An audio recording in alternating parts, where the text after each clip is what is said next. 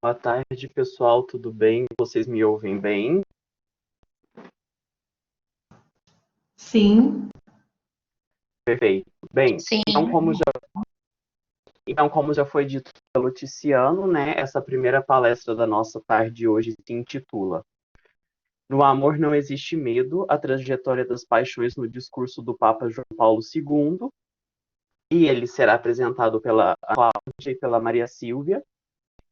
E para mim é uma imensa alegria, né, poder apresentar a Ana Cláudia e a Maria Silvia e fazer a mediação desse trabalho, porque além de conhecer a competência, né, dessas duas pesquisadoras, elas também são pessoas que eu carrego uma estima muito grande, duas verdadeiras amigas, além de colegas de trabalho, de pesquisadores.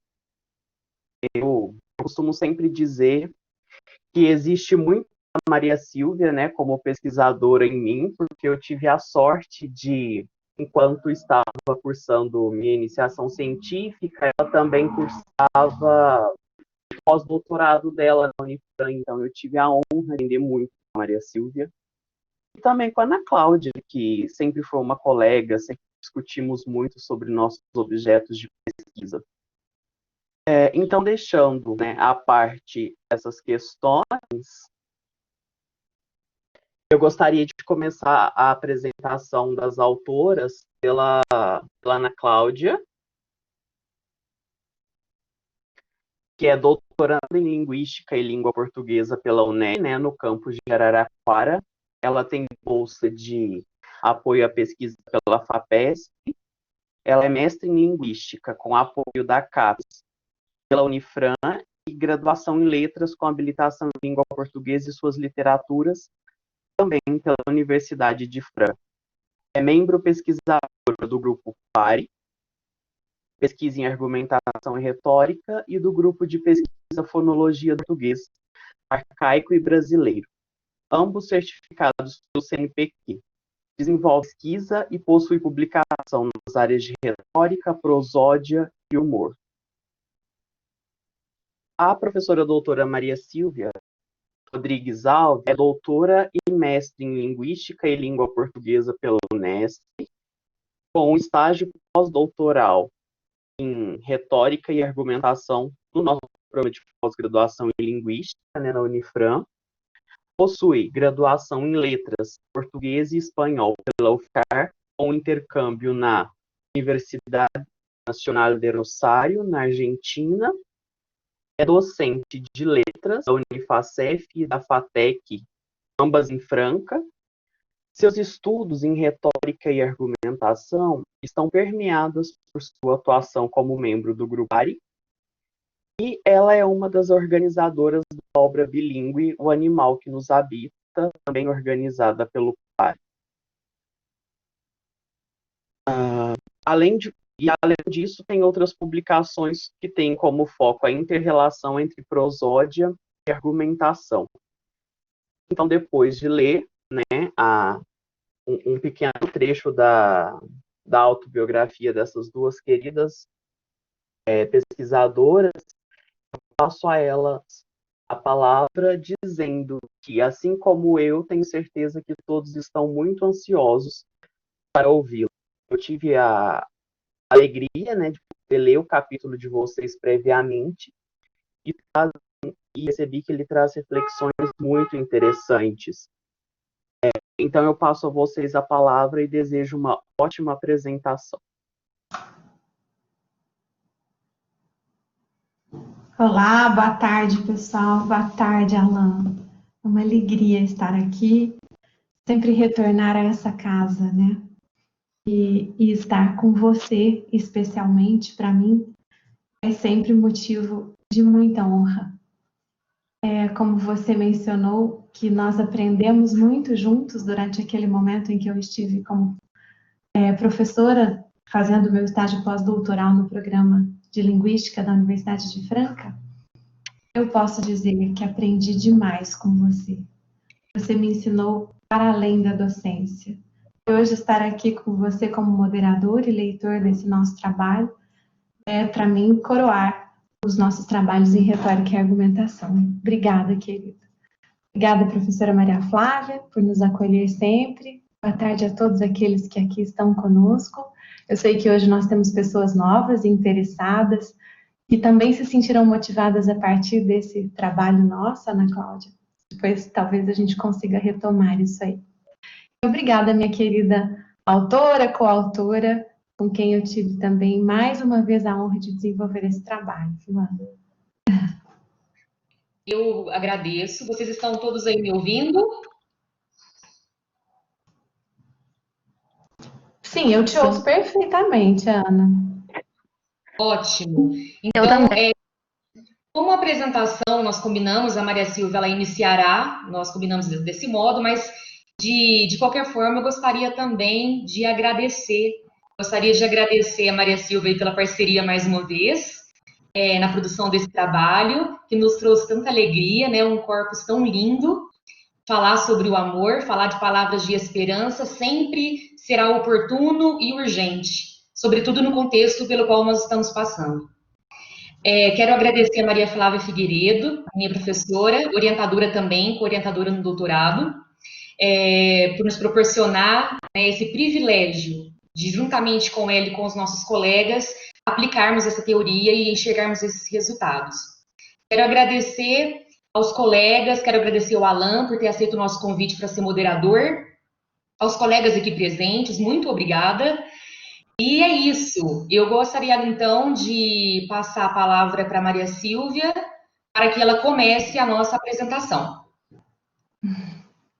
Vamos lá, nós podemos ir juntas em alguns momentos também, né? Claro. Bom, gente, nós intitulamos esse trabalho No Amor Não Existe Medo, a trajetória das paixões no discurso do Papa João Paulo II. Aqui, então, mais uma filiação, mais um resultado dos nossos estudos no grupo PARE, né? Pesquisa em Argumentação e Retórica. E que vem compor esse livro que logo sairá, né? Se Deus quiser. Eu quero também mencionar como eu aprendo sempre dividindo a coautoria com a Ana Cláudia e a necessidade e lugar de um pesquisador. A Ana Cláudia, mais uma vez, me mostra que o objeto de análise em uma pesquisa precisa da imparcialidade, sim, né? Principalmente pelas nossas crenças, e como que essa pesquisadora olhou para esse objeto de uma forma imparcial, mas ao mesmo tempo respeitosa, criteriosa, minuciosamente, traçando aí os aspectos que nos trouxeram as paixões que depois serão esmiuçadas por ela. Então, mais uma vez, eu destaco esse papel de pesquisadora que ela sempre me ensina a ter diante dos objetos de análise pelos quais ela se depara nos nossos estudos. O controle fica comigo, Tiziano? Eu consigo passar os slides? Está com você. Está comigo, né? Obrigada. Então, para nós começarmos, esse objeto de análise é composto de um vídeo de 43 segundos, que é um trecho de um grande discurso de Papa João Paulo II. Mas eu faço já aqui uma contextualização necessária para esse discurso do Papa, que foi proferido em virtude da sua viagem a Buenos Aires, na Jornada Mundial da Juventude, em 1987, quando essa jornada foi realizada em Buenos Aires, e, portanto, no Cone Sul americano, naquela cidade que havia uma maior concentração de jovens. E a Jornada Mundial da Juventude, ela teve início em 1984, entre 84 e 85, em Roma, no Vaticano, e a partir de então, o Papa João Paulo II, um grande parceiro dos jovens, propõe esse evento a cada 3 anos. Pela primeira vez, então, posterior à fundação, assim podemos dizer, da Jornada Mundial da Juventude, pela primeira vez ela foi realizada fora do Vaticano, em sua primeira versão, já em 1987, no contexto no qual está inserido o nosso objeto de análise. E E nesse momento, em Buenos Aires, ele se aproveitou, então, da Jornada Mundial da Juventude e fez uma viagem aos países pelo Cone Sul, como Chile e Uruguai.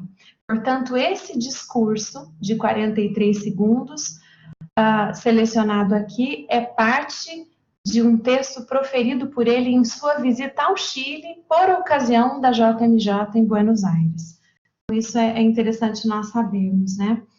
A Jornada Mundial da Juventude foi uma proposta do Papa, um dos elementos que sempre alavancam em torno da sua pessoa, ao seu pontificado. E eu gostaria também de mencionar que quando surge a Jornada Mundial da Juventude, o Papa propõe um ícone, que é uma cruz, dá uma cruz aos jovens, e essa cruz está sempre presente nesses eventos, sempre a mesma cruz, né, que é o ícone da Jornada Mundial da Juventude, então. E o Papa sempre propõe temas pertinentes para a comunidade juvenil. Por ocasião dessa Jornada Mundial da Juventude, em Buenos Aires, o tema central que perpassava todo essa JMJ era: nós conhecemos e cremos no amor que Deus tem por nós. É um versículo do capítulo 1 de João 4,16, desculpa, João 1, 4,16, isso mesmo. E então o amor é algo que está dentro da Jornada Mundial da Juventude nesse momento, e depois vem a ser o trecho selecionado aqui. Mas o contexto ainda em que o Chile está inserido é de uma ditadura militar. Depois do golpe, o golpe militar, né, na década de 70, em que Augusto Pinochet toma, então, todo o poder, e o Chile está realmente inserido nessa ditadura militar. O que faz com que nós nos lembremos deste contexto político-social muito forte nessa visita do Papa? Pois o Chile estava imerso nesse contexto em decorrência desse golpe, que era de 73 e até 1987, quando da sua visita, isso ainda predominava, esse contexto ainda predominava, né? E havia, então, um grande momento de torturas, como nós sabemos, perseguições, abusos de poder, terror. Era a ditadura militar, conhecida por todos nós. Augusto Pinochet estava como presidente, e nessa visita do Papa, em 87, esse ditador foi, dentre outras argumentações, convencido a considerar um plebiscito que veio a ocorrer em 88. Depois, logo da visita do Papa em 87, 88, o Chile passou por um plebiscito. E acredita-se que uma das argumentações para que o plebiscito houvesse foi também a forte presença do Papa em 87.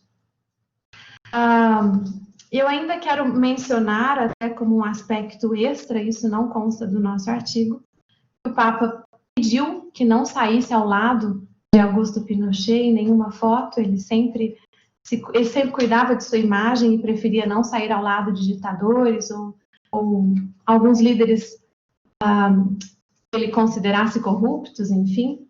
Mas dizem que houve uma certa tramóia para que o Papa saísse, então, no balcão da janela do palácio no Chile, ao lado de Pinochet. Depois que ele passou algumas cortinas, ele se viu diante da multidão. Existe uma foto ao lado desse ditador, com o Papa João Paulo II. Então, vejam, esse é o contexto em que está inserido esse trecho analisado hoje aqui por nós.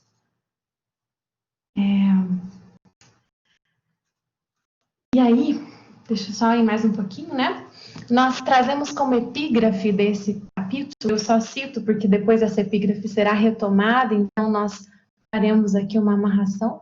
Valmir, você gostaria de dizer algo? Perdão, eu levantei a mão sem querer, desculpa. Tá, imagina, mas fiquem à vontade todos, viu? A epígrafe que trazemos é: no amor não existe medo, antes o perfeito amor lança fora o medo. Ora, o medo produz tormento, logo aquele que teme não é aperfeiçoado no amor. E eu ainda trago aqui, né, foi uma escolha, e inclusive isso me coube na escrita de nosso capítulo, esse excerto que diz muito sobre João Paulo II. O amor é sempre algo que prevalece nos seus discursos. O amor me explicou tudo. Então, o tema central dessa mensagem do Papa e de tantas outras é sempre o amor. E algo que se repete dentro do trecho analisado é el amor vence siempre. Eu ainda quero mencionar, com relação a esse discurso, já passando para o nosso próximo slide, que esse trecho de 43 segundos, como eu já disse, é parte de um discurso bem maior, de mais tempo de duração, e anterior a esse trecho especialmente, o Papa menciona sobre o sentido de vida na presença de Deus, o sentido de vida necessário, sempre impulsionado dos jovens quando há a presença de Deus, anseios da juventude. Ele menciona sobre uma energia escondida que o jovem carrega em si e exorta os jovens chilenos a não terem medo de olhar a Cristo na cruz. Portanto, mais uma vez aqui o ícone da Jornada Mundial da Juventude retomado em seu discurso que antecede esse trecho analisado. E ele diz, segundos antes do trecho aqui analisado, que é necessário ver a Cristo, que não é só um homem sábio, é outro sim, mais que um profeta, mais do que um reformador social. Tudo isso tem a ver com o contexto em que o Chile estava inserido naquele momento. Além disso, João Paulo II faz menção à injustiça nesse mesmo discurso, declarando que Cristo não nos pede que permaneçamos indiferentes diante das injustiças, mas que nos comprometamos com a responsabilidade na construção de uma sociedade mais cristã e melhor. E para isso é necessário que nos distanciemos do ódio. E nesses segundos que antecedem o objeto analisado, ele profere que nos distanciemos do ódio. Por isso, a figura tão repetida, el amor vence siempre, do trecho aqui analisado. Tá? Essas são as implicações que eu gostaria de mencionar e que fazem parte do contexto que nos explica, então, o recorte aqui feito. Posteriormente, nós já iniciamos, então, os objetivos do nosso trabalho, que é investigar a trajetória das paixões do objeto selecionado para esse estudo, que é um vídeo contendo parte de um dos célebres discursos proferidos pelo Papa João Paulo II durante a sua visita ao Chile por ocasião da Jornada Mundial da Juventude. Medo, amor e confiança, então, passam a ser essas paixões que vão delimitar esse contínuo durante toda a trajetória aqui proposta. Nós ainda propomos analisar os elementos prosódicos e gestuais que atuaram na etapa relativa ao despertar das paixões. E aí, já entrando na trajetória das paixões e em toda a proposta de Figueiredo 2020, nós começamos então com as implicações pré-discursivas e a disponibilidade. E para isso, nós trazemos aqui então um excerto dizendo: o orador deve considerar a disponibilidade de emoções e a escala de valores já existentes no auditório, caso pretenda despertar as paixões adequadas ao seu intento persuasivo. E retomamos já, aqui nas implicações pré-discursivas, a imagem, então, desse orador, o ethos de João Paulo II, em que há essa correlação dialógica entre ele e os jovens, para o despertar de todas as paixões aqui analisadas, né? João Paulo II permaneceu no pontificado durante 26 anos, portanto, de 78 a 2005, de uma forma muito próxima de todos os jovens. Essa é uma foto que trazemos que mostra um pouco da presença de João Paulo II diante de jovens, sempre com muito respeito. O ethos de João Paulo II é algo quase que não necessariamente tendo que ser explicado diante da comunidade cristã juvenil no mundo. E o Papa João Paulo II essa autoridade, é uma figura que representa Deus na Terra. Ele, mais especialmente, João Paulo II, tem uma autoridade moral universal e singular quando comparado com outras figuras espirituais. João Paulo II tem esse ethos especial, sim, de acordo com o que nós vimos para trazermos neste capítulo. E ele se refere aos jovens muitas vezes como queridos amigos, caros jovens, jovens muito queridos, pesados jovens amigos, caríssimos jovens, entre outras tantas formas de chamamento que nos demonstram essa disponibilidade, então, como caráter pré-discursivo. Aí, essa é a intenção persuasiva que veremos. Sempre com muita afinidade, alguns trechos, então, de seus discursos proferidos dirigindo-se aos jovens, nós trazemos em nosso capítulo e enfatizamos mais uma vez essa correlação dialógica que, de fato, existe entre o Papa e a comunidade juvenil. Bom, eu acredito que esse seja, então, um momento de contextualização, objetivos, e já entrando nas implicações pré-discursivas. Agora nós nos ateremos, de fato, ao nosso objeto de análise, ao vídeo de 43 segundos, e a todas as nossas considerações teóricas e de análise desse objeto. Eu passo para a Ana Cláudia, e nós juntas vamos aqui conduzindo essa explanação.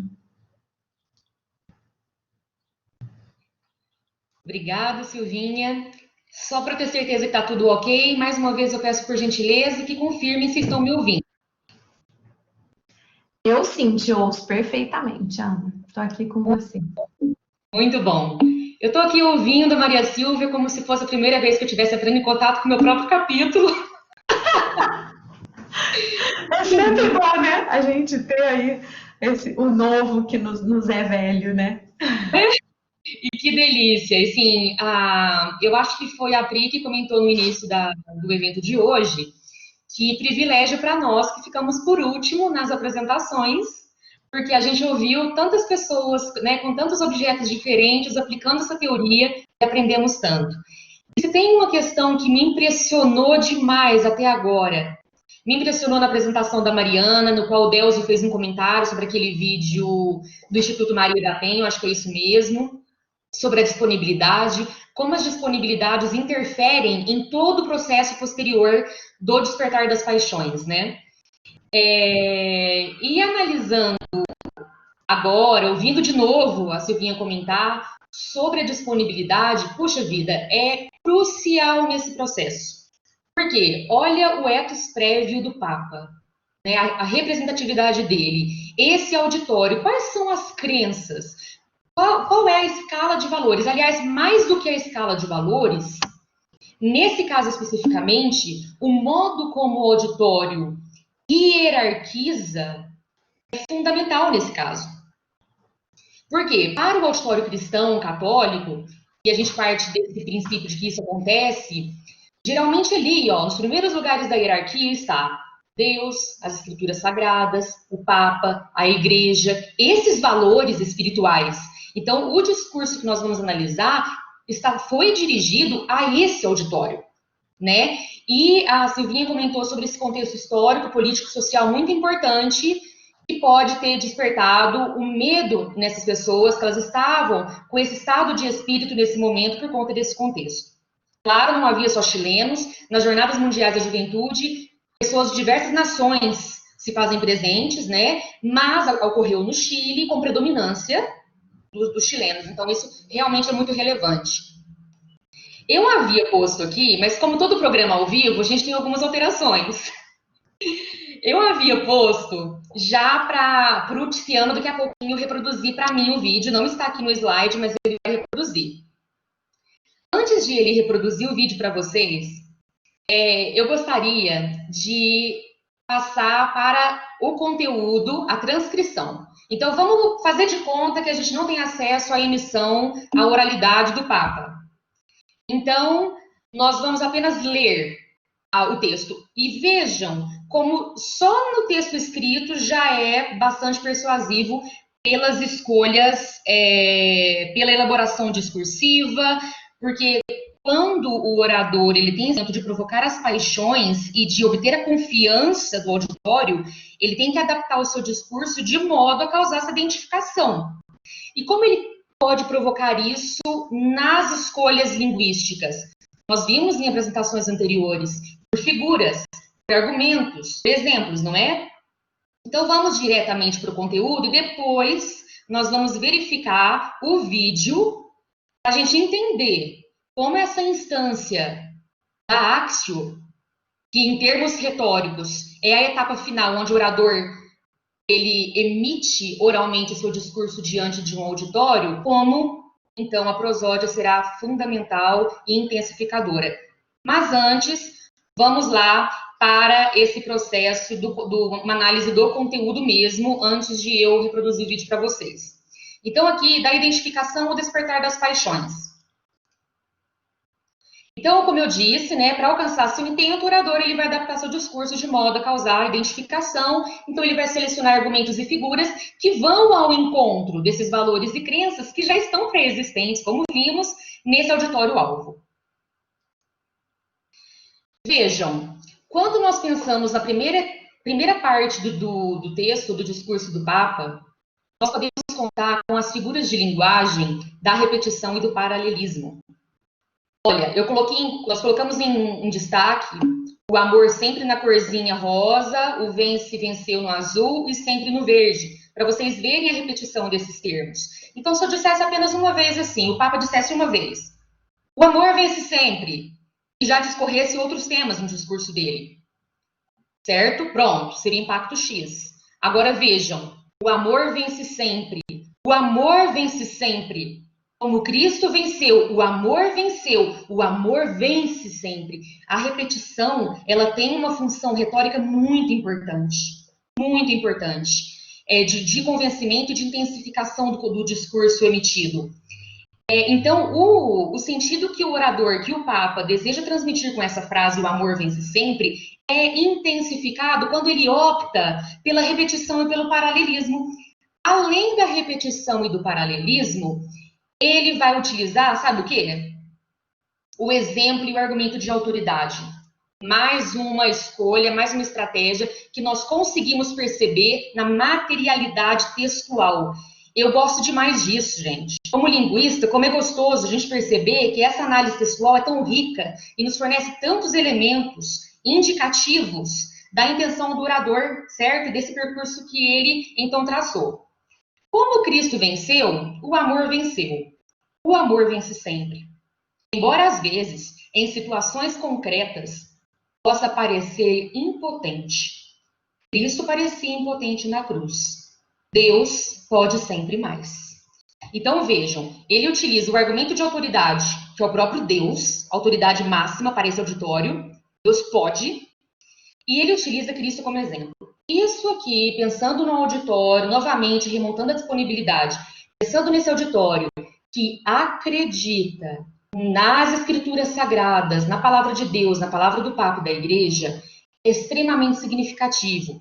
Ter Cristo como exemplo, porque essa unidade do cristão com Cristo, ela é muito orgânica, ela é muito forte. Eu até me lembrei daquele versículo que diz assim, ó, e eu, Jesus dizendo, quando for levantado da terra, atrairei todos a mim mesmo. E quando ele ressuscita ao terceiro dia, e ele surge diante dos discípulos, paz seja convosco, recebei o Espírito Santo. E ele sopra para os cristãos. E ali, ele transforma os discípulos em seu corpo, ou seja, nós cristãos, por nós, ele se move, ele se manifesta aqui na terra. Somos o corpo, somos um. Então, essa unidade, essa visão é muito forte nesse auditório de que somos um com Cristo. Poxa, se Cristo venceu, a morte não venceu Cristo. Acharam que tinha vencido, mas ele ressuscitou. Ele venceu, logo eu posso vencer também. Certo? Se eu me identifico como cristã, Maria Silvia como cristã, Maria Flávia Figueiredo como cristã, nós nos identificamos com Cristo, se ele venceu, logo eu posso vencer também. Então vejam que a utilização desse argumento de autoridade, desse exemplo, possui um impacto muito forte do ponto de vista retórico e para o despertar da confiança. Vamos só pensando aqui, ó. A Maria Silvia começou falando do contexto político, medo, porque se é um regime ditatorial, que tipo de emoção predomina nessas pessoas? Medo. E olha o discurso do Papa que fala sobre amor, o que ele está despertando aí? Ele pode despertar confiança quando eu penso, se Cristo venceu, logo eu posso vencer também. Só para nós retomarmos a presença da palavra cruz nesse excerto especialmente, tem toda a direção ao ícone escolhido pelo Papa para acompanhar o evento Jornada Mundial da Juventude, né? Então, sempre esse lugar de olhar, né? Sempre este mirar a cruz para vencer, né? Isso, bem lembrado. Bem lembrado. Obrigada, Silvinha. Aqui eu vou trazer algumas referências teóricas. Eu estou um pouquinho rápida só para dar tempo, mas a gente pode ir retomando e voltando. E quem quiser interagir conosco, sinta-se à vontade, gente. Tanto comigo quanto com a Maria Silvia. Só alguns embasamentos teóricos sobre a utilização do paralelismo da repetição. Vejamos essas citações.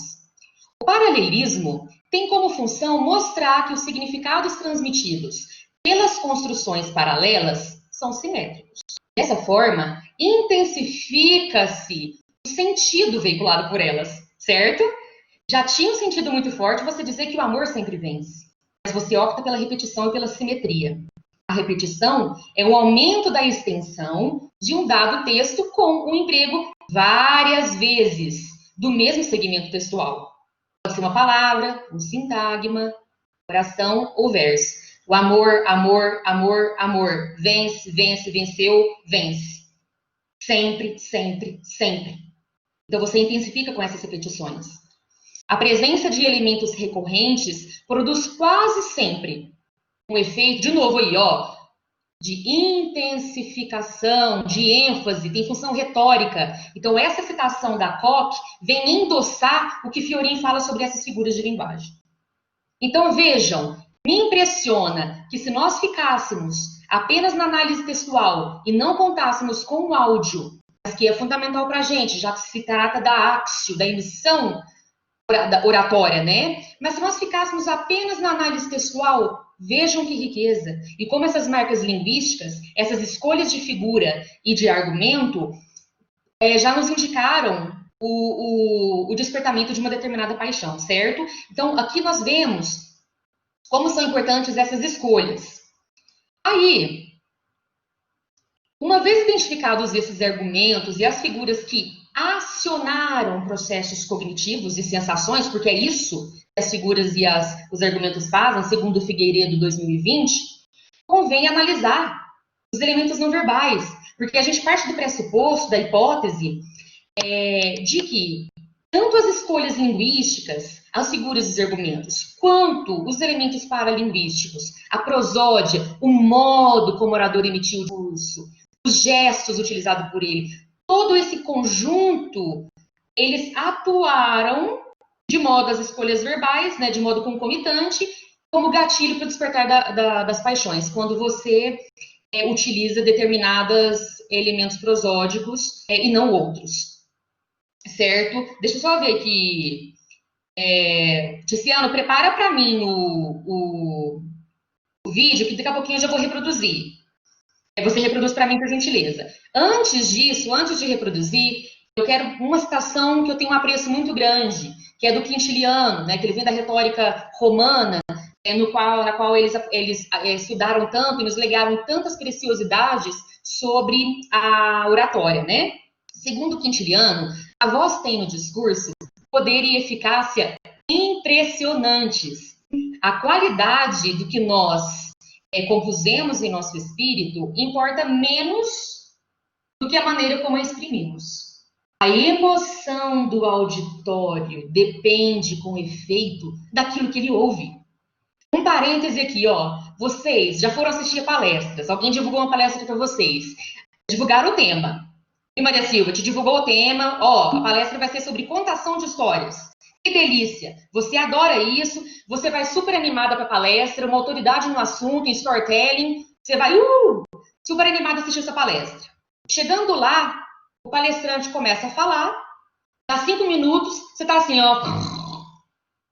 Por quê? Porque as escolhas prosódicas do palestrante podem ter sido monótonas. O conteúdo era interessante, mas o modo como ele proferiu, com a entoação, o volume, sem muita variação, não despertou a atenção e a vontade daquele que estava escutando. Então, tão importante quanto o conteúdo, o tema, é o modo como o orador emite. É fundamental. Então, eu gostaria que o Ticiano reproduzisse o vídeo para a gente ouvir, então, a emissão do Papa. Ana, eu vou compartilhar, só que aí eu não vejo a minha tela. Então, a hora que eu colocar, se você puder confirmar para mim que deu certo, porque eu não consigo ver o chat. Vocês estão vendo a tela? Ainda não. Agora sim, Cristiano. Agora sim? Então tá, aí eu vou pôr. Se não sair som, também me avisem, tá? Tá. Luciano, para sair som, você tem que não pode usar fone e deixar o seu microfone aberto, tá? Deu certo. Deu. El amor vence siempre. El amor vence siempre. Como Cristo ha vencido. El amor ha vencido. El amor vence siempre. Aunque en ocasiones, ante sucesos y situaciones concretas, pueda parecernos impotente. Cristo parecía impotente en la cruz. Dios siempre puede.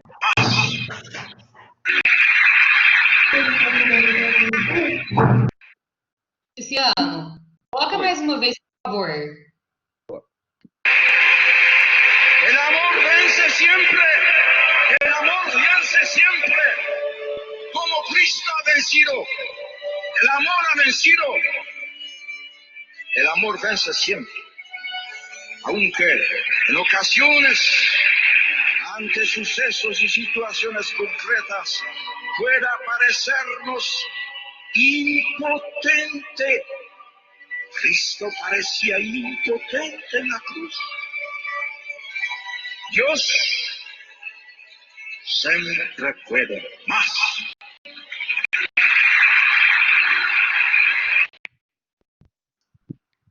Pronto, Ana? Pronto, muito obrigada. A gente pode retomar os slides. Só um segundo.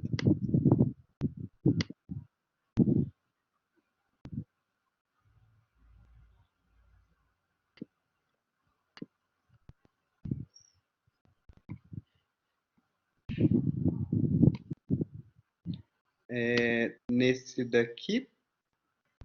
Eu vou mais para frente, mas eu passo aqui, pode deixar. Aí, então eu vou retomar e Maria Silvia, você pode interferir e falar também comigo quando você desejar, tá bom? Bom, então Tá bom, retomando. Ana, eu tô super seduzida aqui pela sua prosódia. Para, vai. Aqui a gente organizou na tabela os elementos identificados. Eu vou ler esses elementos identificados e depois a gente vai discutir de um modo geral a contribuição deles para a construção do sentido despertar da paixão, tá bom? Bom, aqui nós temos o primeiro trecho, o amor vence sempre, o amor vence sempre. Vocês viram que eu li para vocês, a gente falou sobre figuras e argumentos? E como foi diferente, como foi impactante quando vocês ouviram?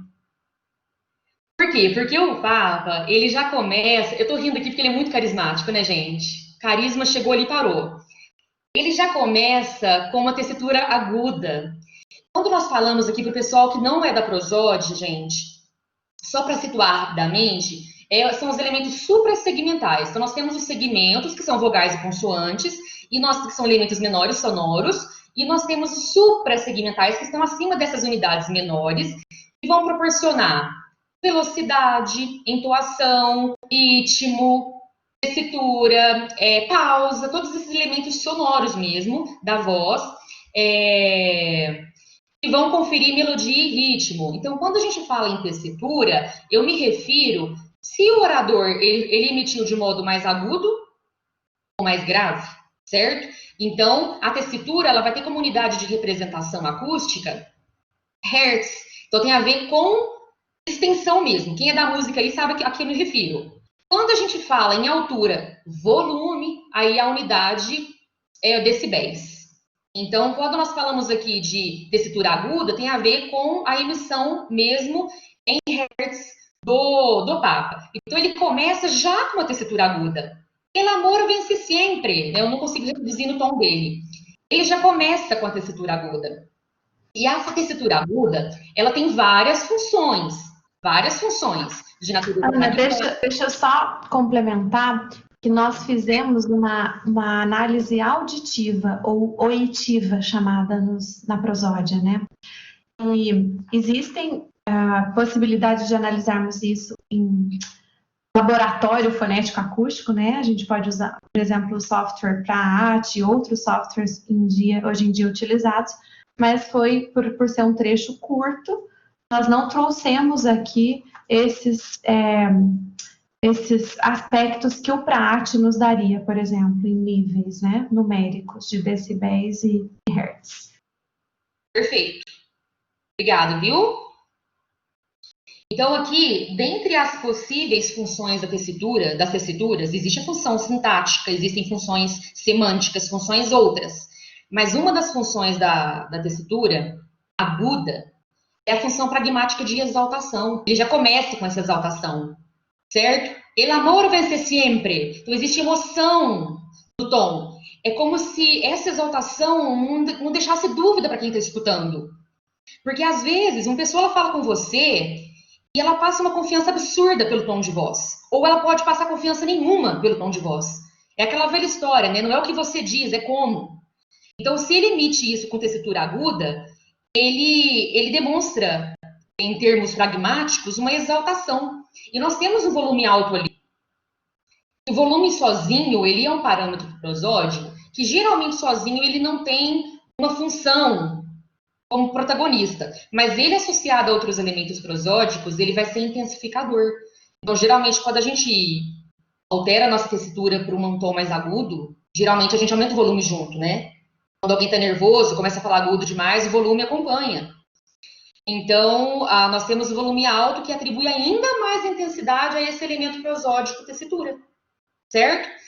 Depois disso, tem uma pausa de 3 segundos. A pausa nesse contexto, ele pode indicar uma atitude do falante para impressionar. Eu não vou me ater à pausa aqui, porque eu vou me ater à pausa no segundo momento, que ela é mais longa. Ela é mais importante do ponto de vista pragmático. Depois da pausa, nós temos uma entoação descendente, aí cai, certo? É como se fosse assim, uma entoação ascendente e uma entoação de pergunta, né? E uma entoação descendente de afirmação. Então, o amor vence sempre é uma entoação descendente se comparada às emissões anteriores.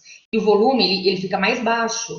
Então, ele vai possuir uma função sintática de afirmação e de uma conclusão de período. Quando ele conclui esse período, ele abre espaço para as pessoas aplaudirem também. Porque é importante essa interação que acontece, dialógica, entre orador e auditório. E no caso, a resposta do auditório vai ser por meio do quê? Eles ovacionam, eles aplaudem. Então, para eles, agora a gente pode aplaudir. Então, eu preciso desse espaço. Então, quando o orador opta pela afirmação, ele conclui o período, agora vocês podem aplaudir. Então, existe essa relação orador-auditório. É muito importante, por sinal, né? Então, o auditório aplaude depois o amor vence sempre, essa afirmação.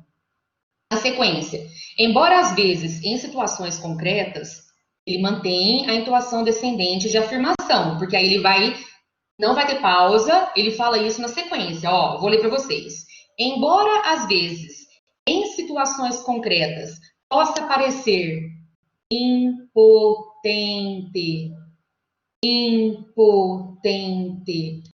Vejam quando um pai ele quer falar alguma coisa para o filho, ele quer que o filho fixe e que ele também quer demonstrar autoridade, muitas vezes, né, Maria Silvia mãe, você pode utilizar esse recurso de destaque da palavra. Então, ao falar destacando as palavras com pausas, pode representar uma atitude do falante que deseja reforçar o valor de sua autoridade do que ele diz. possa parecer impotente. Vejam como a gente presta mais atenção quando você destaca as palavras com pausas. Cristo parecia impotente na cruz. Deixa eu só complementar uma questão do impotente, que isso também nos traz uma relação para o ritmo das línguas, né? No caso, o espanhol é uma língua de ritmo silábico. E o Papa traz isso com muita fidelidade ao seu discurso, sem nenhuma duração superior ou inferior à tonicidade da palavra em si.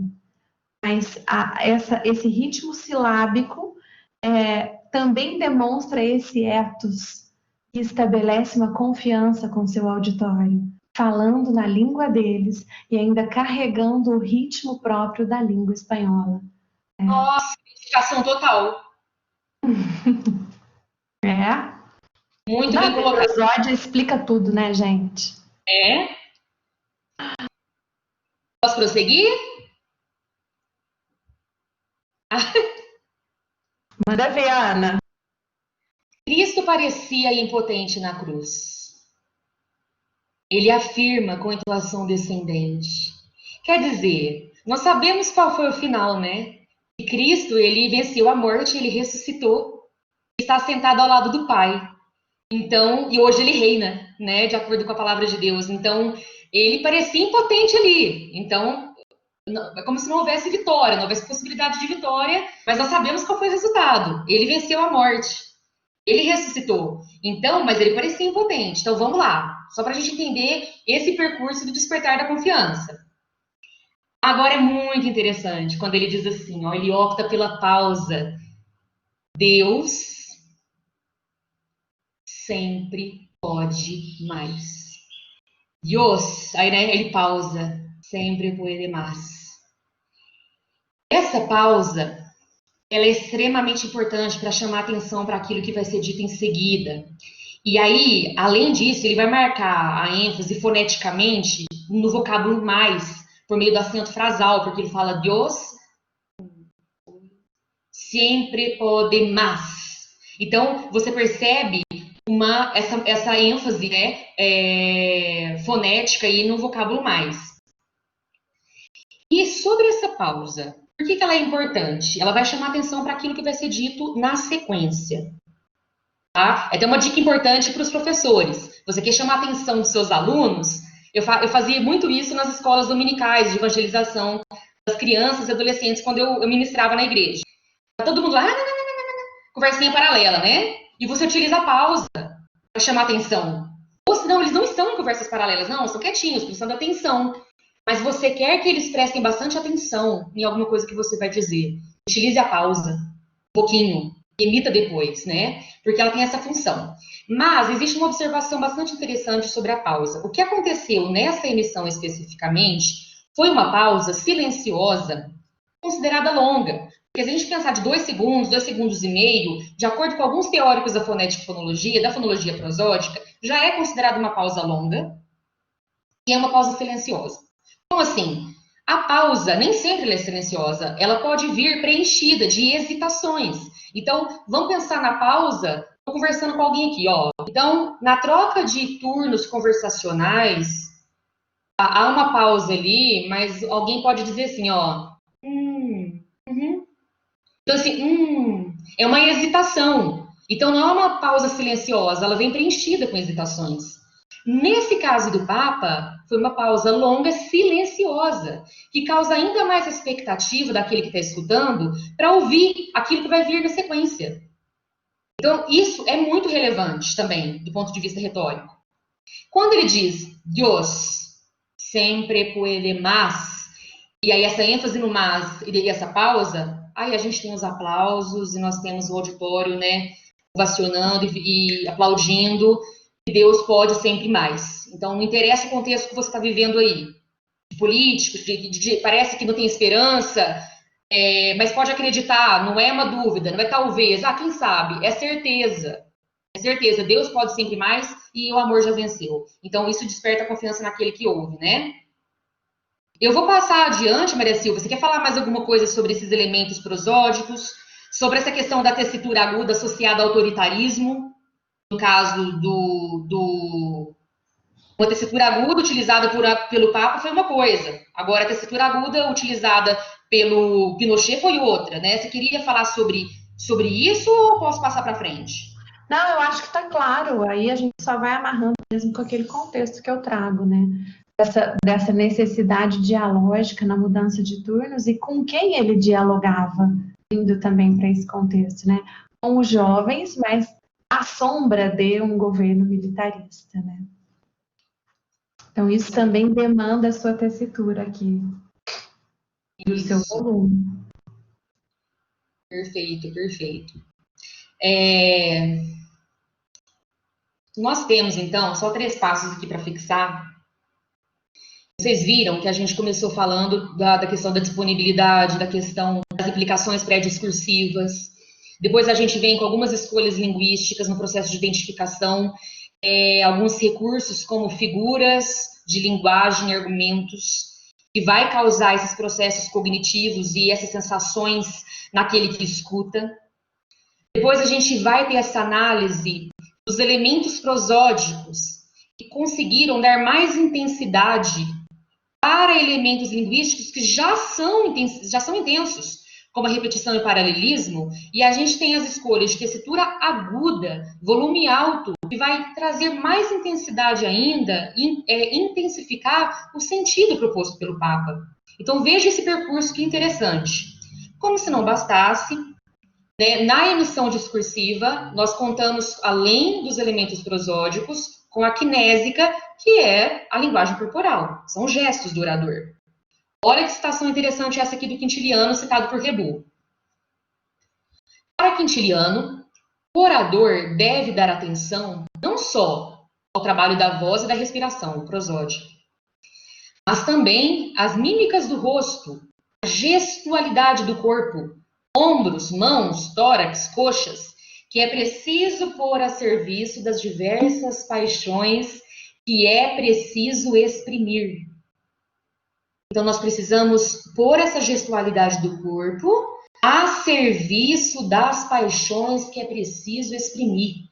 Então, num processo da axio, a emissão final discursiva diante de um auditório, não apenas aquilo que eu digo, mas também a minha gestualidade é determinante nesse processo de despertar das paixões.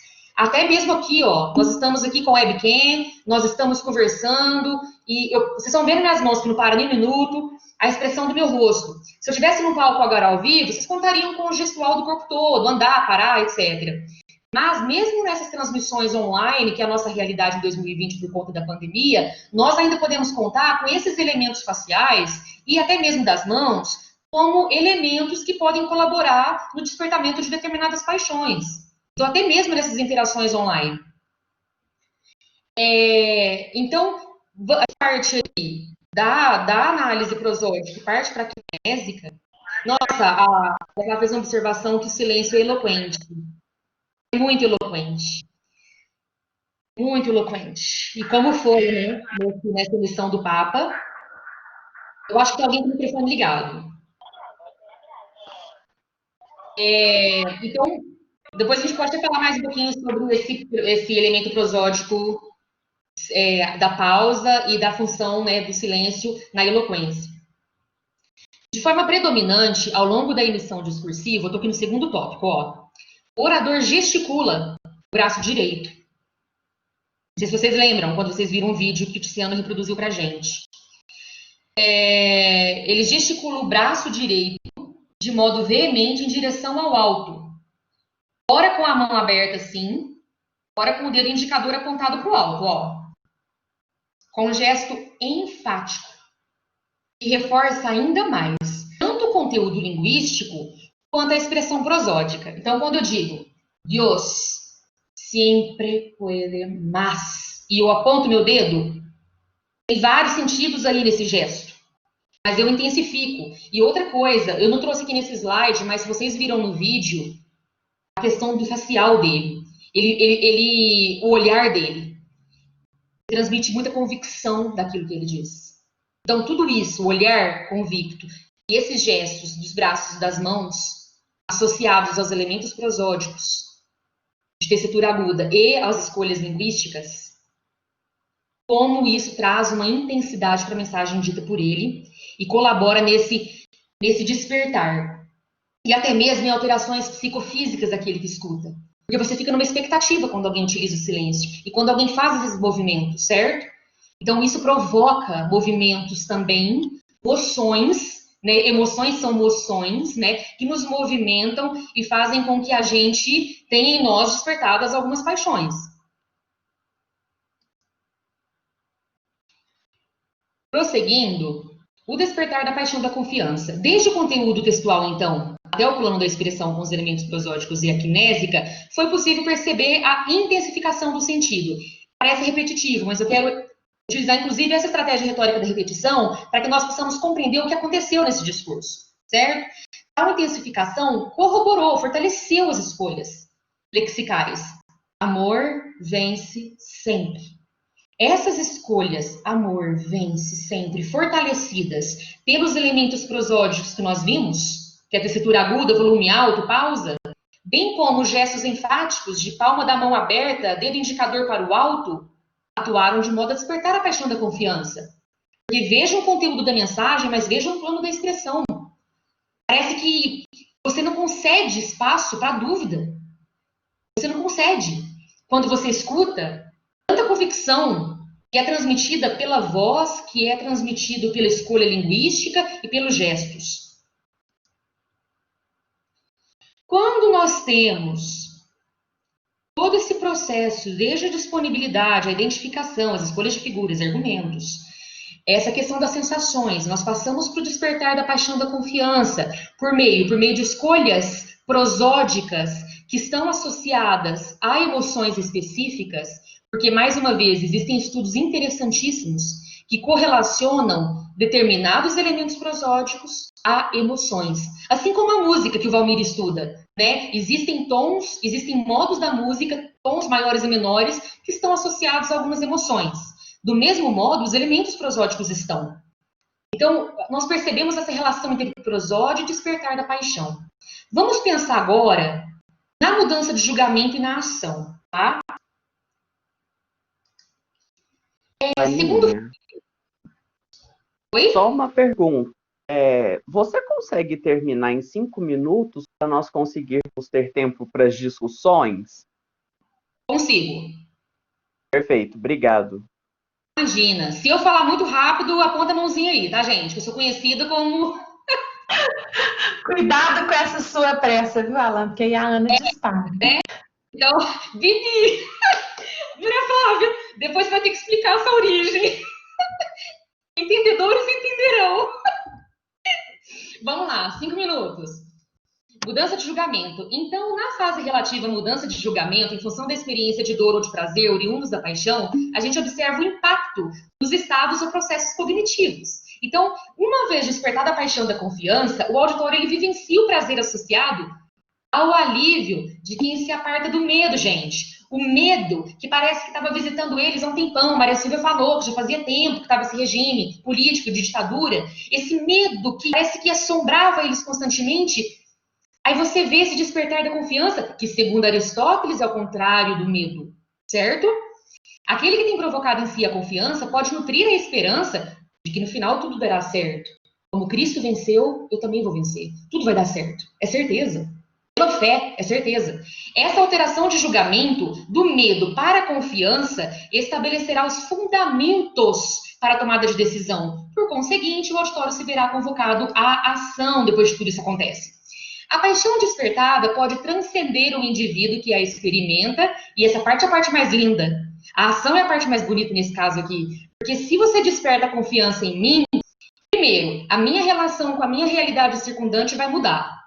Certo? Porque se você despertou confiança em mim, eu vou enxergar as possíveis vicissitudes de outro modo. Contexto político, situação que acontece ao meu redor, se é esperança ou não. Eu vou enxergar as minhas tribulações e adversidades de outro modo. A perspectiva mudou. E a coisa mais linda ainda é que, além de enxergar as vicissitudes e as circunstâncias externas de outro modo, essa é a ação, por meio da motivação decorrente da confiança, eu vou ver alterada a minha atitude para com o mundo, e aí a parte mais linda de todas, para com o outro, quiçá influenciando esse outro também, né? Porque aí eu posso ouvi a palavra do Papa, fui despertada pela confiança, a Priscila não foi, a Maria Flávia não foi na JMJ. Eu chego aqui e passo para elas essa confiança, essa palavra, e elas vão ter nelas também despertada a confiança. Considerações finais, Alain. No amor não existe medo, a gente volta à epígrafe. Antes, o perfeito amor lança fora o medo. Ora, o medo produz tormento. Logo, aquele que teme não é aperfeiçoado no amor. Olha o percurso. Do medo em decorrência do contexto político-social, o amor, que foi o tema central da mensagem, despertando a confiança. A partir da epígrafe, reiteramos o tema central da mensagem do Papa, a saber, o amor. Tema este intensificado pelos recursos trazidos à tona na análise deste trabalho. Ao seguir o raciocínio do versículo, concluímos que o medo se afasta diante do amor, de acordo com o versículo. Com o distanciamento do medo, tem-se, segundo o pensamento aristotélico, a paixão da confiança, que é o oposto do medo. Dito de outro modo, no discurso papal, o amor lançou fora o medo e trouxe à luz a confiança. Aqui nós temos as referências e agradecemos a atenção de todos vocês aí. Não sei se a Maria Silvia quer falar mais alguma coisa. Não, Bibi, estou satisfeita. Passa a palavra então a Alain ou a Maria Flávia, não sei. Obrigada, gente.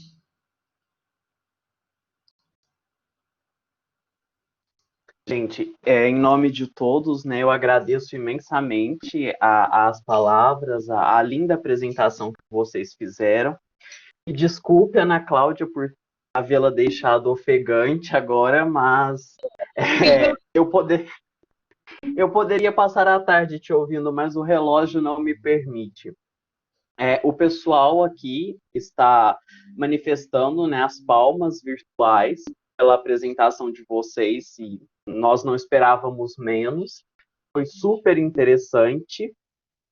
E realmente gostaria de agradecer em nome de todos pelas lindas reflexões.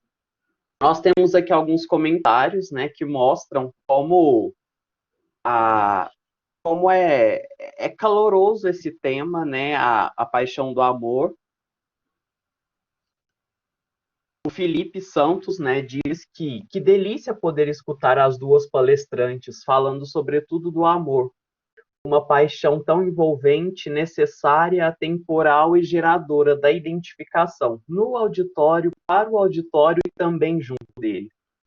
E é realmente, né, é realmente o que a paixão do amor nos causa, ainda mais quando apresentada por vocês. O pessoal, Ana Cláudia, aqui a gente tem sempre uma discussão paralela, né? A apresentação e o chat. O pessoal aqui tá amando a sua prosódia. Então, fique sabendo que você já tem um fã-clube dentro do Pare. A Thalita Machiavelli também faz uma observação importante enquanto você estava falando da pausa. Ela diz, inclusive, a pausa com a expressão do olhar, é uma linguagem não verbal. Às vezes, faz mais sentido para o aluno do que um diálogo, dependendo do contexto. E aí é quando a Maria Flávia cita, né, que é o silêncio eloquente. Então, aí também uma observação interessante sobre nossas reflexões. Muito bom. A parte disso, nós estamos com elogios, né? O Luiz diz que teve a paixão da plena confiança despertada por vocês. E eu vou pedir para o pessoal que possa, né, ir deixando suas questões no chat, e enquanto não tem nenhuma questão, eu começo pelas que eu preparei. Quando um texto é instigante, né, ele nos gera questionamentos. E vocês me ouvem bem? Sim, Alan, ouvimos. Perfeito. Enquanto eu estava lendo o trabalho, né, muitas ideias me vinham à mente, e um questionamento que ficou mais forte para mim foi o seguinte. É bastante evidente, né, no trabalho, uma reflexão sobre as paixões opostas do medo e da confiança.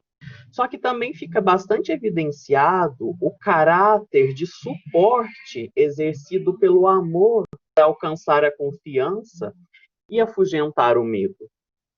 Essas colocações, elas são de grande valia para nós, né, membros da área agora, porque elas vão ao encontro do que nós temos pensado sobre uma possibilidade de entender as paixões por suposição ou como paixões de suporte mesmo. Uma paixão que dá suporte para o acontecimento da outra. E aí, eu gostaria de ouvir das autoras agora a opinião de vocês, se, no momento de análise, se vocês do amor, ela acontece concomitantemente a paixão da confiança. Assim, perfeito. Até onde vocês me ouviram bem? Eu particularmente só ouvi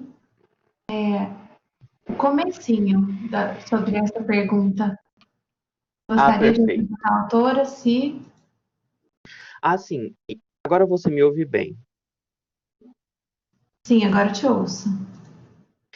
E eu gostaria de ouvir das autoras se no momento das análises vocês perceberam que a paixão do amor e da confiança ocorrem em concomitância ou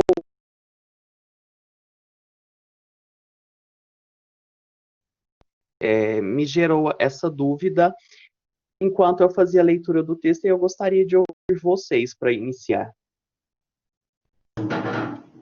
Nossa, Alan, para mim cortou a parte de concomitância. Que elas ocorrem em concomitância ou...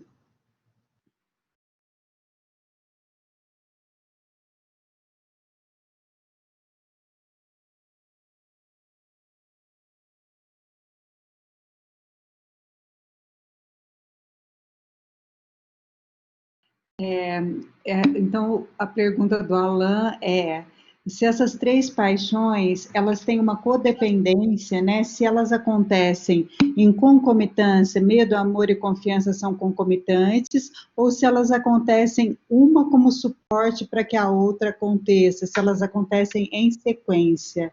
O que a análise de vocês mostrou?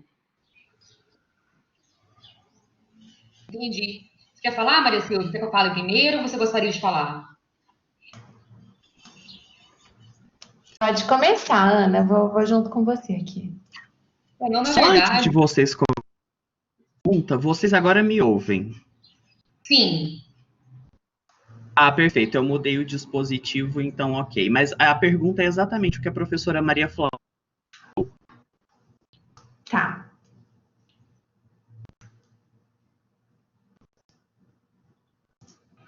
Gente, eu não estou ouvindo de novo. Pode começar a responder, gente. Pode começar a responder. Então, na verdade, não é nem que haja uma concomitância do medo com as outras paixões. Na verdade, não. A gente parte de um pressuposto de que a paixão que eles estavam experimentando antes. Então, na verdade, houve uma transformação de um estado anterior de medo, porque, como a Maria Silvia disse no início, do contexto político-social, geralmente, né, as pessoas que estão sob esse tipo de regime, elas ficam apreensivas e com medo. Parece que é um tipo de uma emoção que assombra a população, tendo em vista o autoritarismo, a rigidez. Então, nós temos um medo predominante ali naquele país, aí vem uma mensagem cujo tema central é o amor, que é enfatizado e fortalecido pelas escolhas de figura, de argumento e prosódica e kinésica, ou seja, tudo isso fortalece o tema central, que é o amor, que vai provocar a confiança. Então, não é nem uma concomitância, nós temos uma transformação de um estado de medo para a confiança. Por isso que o título da nossa apresentação é "No amor não existe medo". Então, a partir do versículo de João, ou seja, quando o Papa ele fala sobre essa passagem, a mensagem dele, a que nós analisamos aqui no vídeo, é minúscula essa passagem, 43 segundos, mas ela faz parte de um todo que tem como tema o amor. Então, por meio dessa mensagem, a transformação mesmo de um estado emocional de medo para a confiança, certo? Eu não acho que elas sejam concomitantes e nem sucessivas, não sei se essa seria a palavra, mas contínuas, né? Não sei, não consigo decifrar, mas nós não analisamos nesse sentido em concomitância, Alan.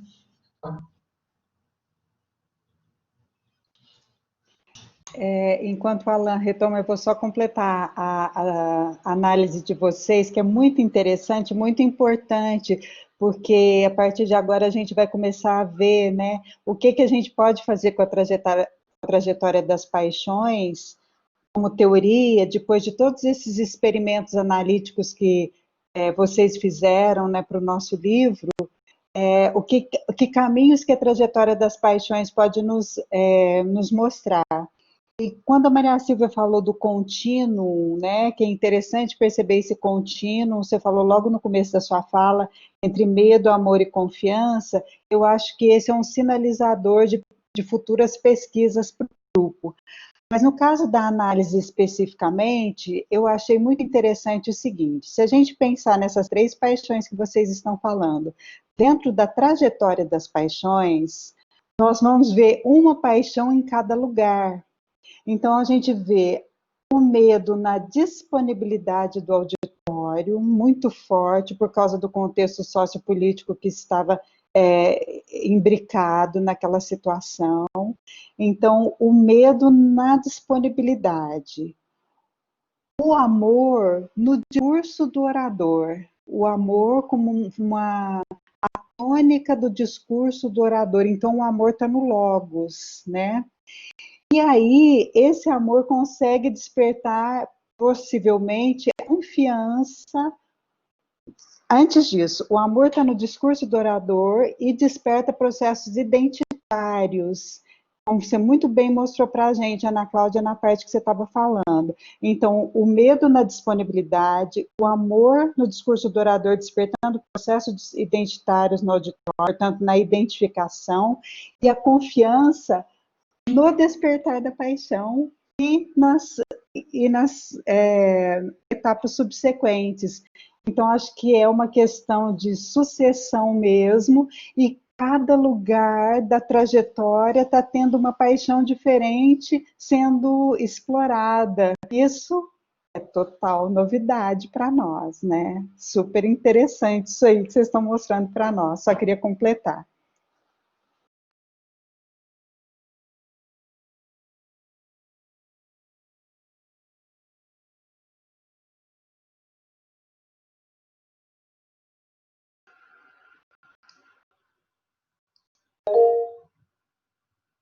Acho que o Alan não conseguiu retomar ainda, né?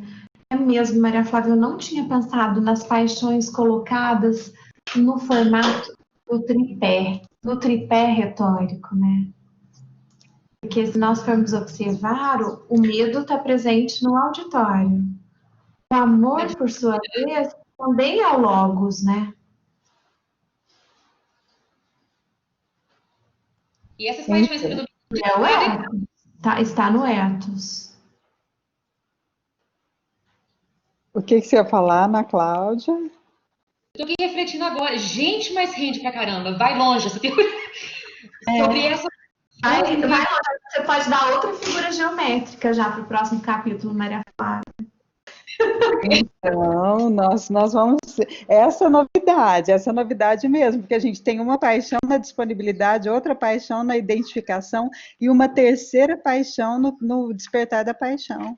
Isso é interessante, novidade, e vai dar pano para manga. Ainda bem que está ficando tudo gravado. Agora nós vamos passar a palavra para o Luciano, senão ele morre lá. Vá lá, Luciano, abre sua câmera.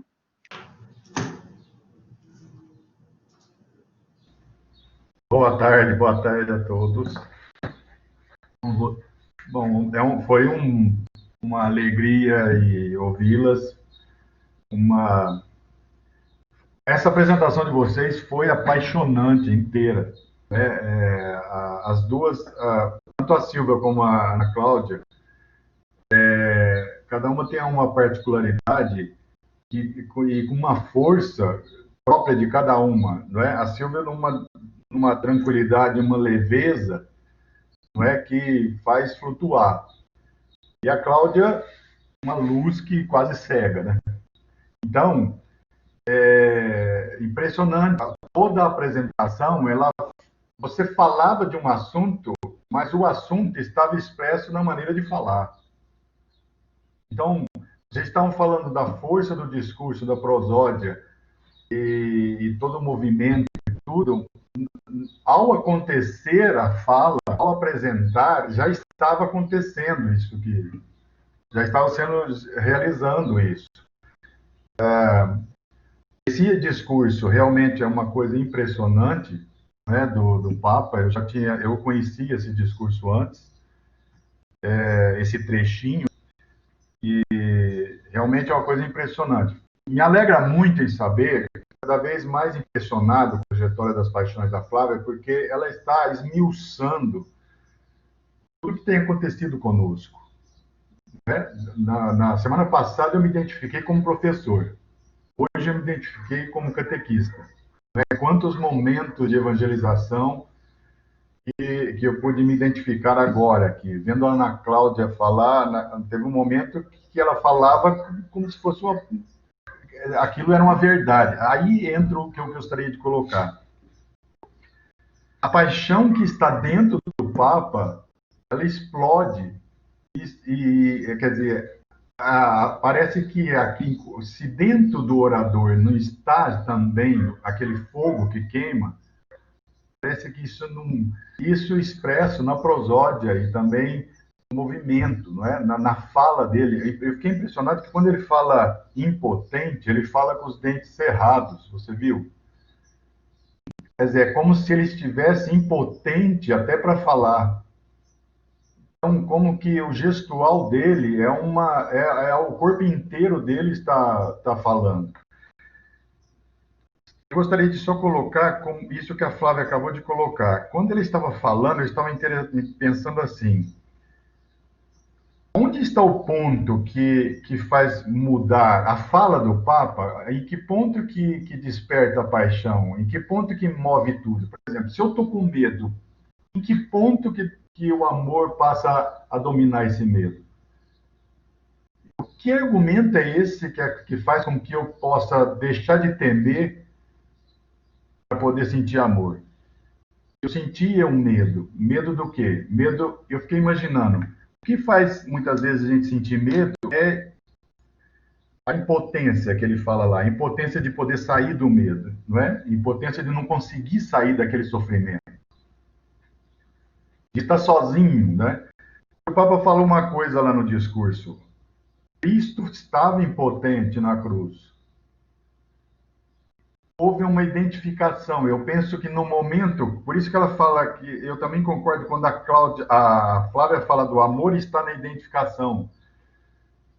Todo aquele auditório, quando se identificou que Cristo também sofreu e também estava impotente, como todos os chilenos estavam sofrendo impotentes, no entanto, Cristo venceu. Portanto, não há por que temer, porque vencerão. Então, aí é o gatilho começa a sair uma esperança. E essa esperança, né, mexe a paixão, entra a confiança e a coisa vai descansando.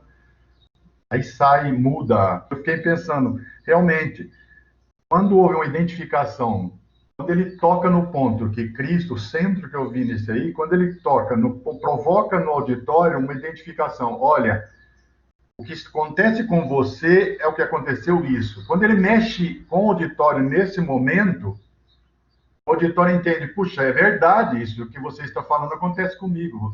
É verdade. Quando tocou a verdade, aí mexeu no paixão, aí levantou tudo.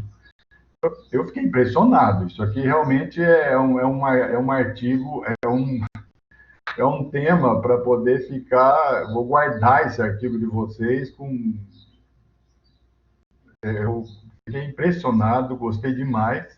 E dá muitas conversas e dá muito pano para manga isso aí também. Para nos ajudar. Parabéns, viu?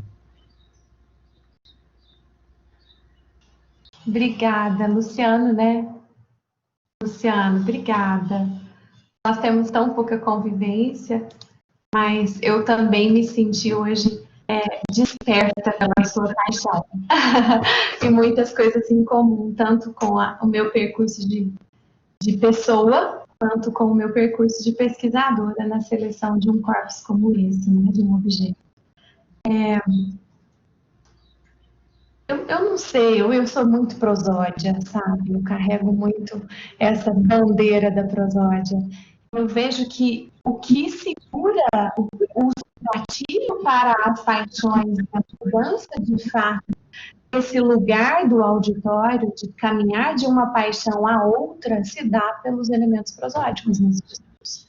Esse trecho, especialmente, que é parte de um todo, como eu menciono no contexto, na contextualização do nosso trabalho, esses 43 segundos, eles são um destaque prosódico também em todo o discurso do Papa. Então, é difícil a gente comparar só com o elemento em si, só com o vídeo de 43 segundos aqui, né? Porque ele não nos traz ferramentas comparativas para que isso se ressalte tanto em relação ao discurso. Mas o gatilho está na prosódia e eu carrego essa bandeira. Eu não consigo me desvencilhar do oral para os meus objetos de análise. Então, essa é a minha resposta para você hoje, né? Também em defesa daquilo que nós propomos no capítulo aqui. Mas eu acho que a Ana talvez tenha aí uma familiaridade melhor, inclusive, com os elementos que ela nos trouxe, né, em análise. E talvez queira complementar. Só um complemento rápido, né, até por conta do horário, acredito. Não sei quem vai nos avisar sobre o horário, se é o Tiziano, Maria Flávia, o Alan, se o Alan voltou. E se não nos avisarem também, a gente permanece. Cara, a gente vai dar continuidade aqui, né? Não tem problema quem é a próxima palestrante, não, vamos lá.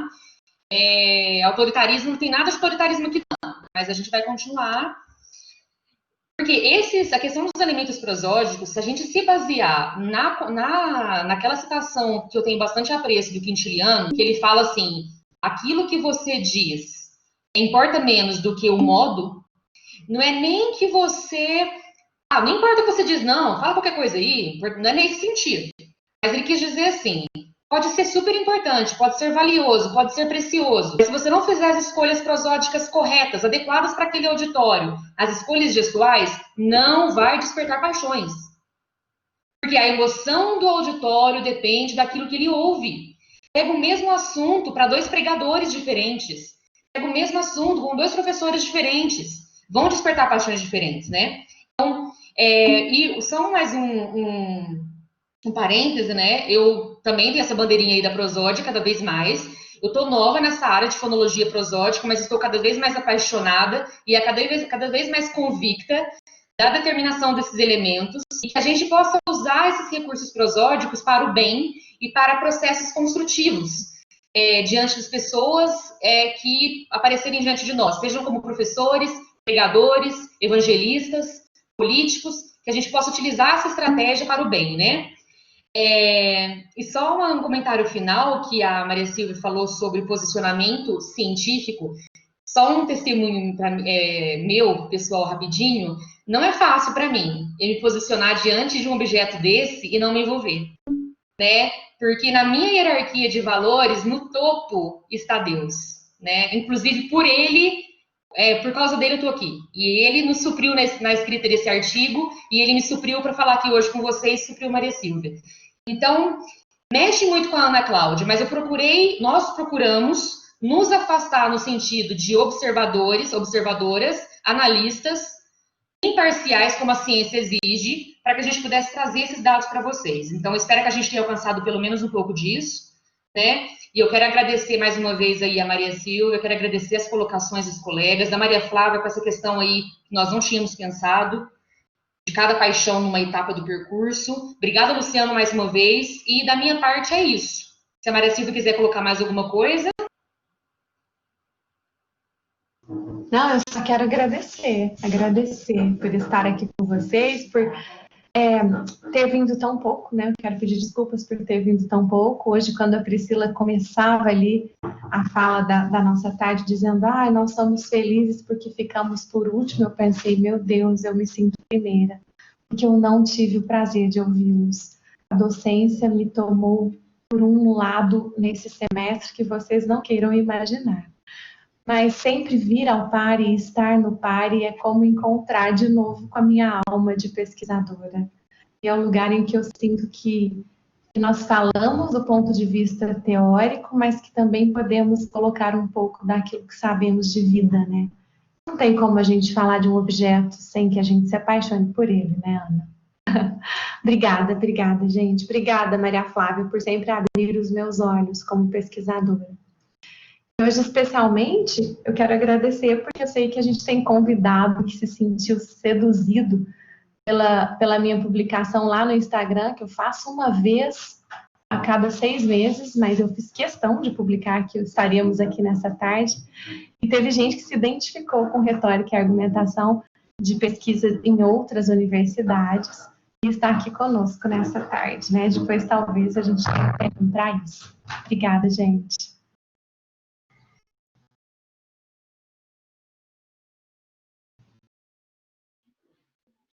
Gente, então agora nós vamos para a segunda palestra do dia, a professora Luana. Eu vou passar a palavra, então, para o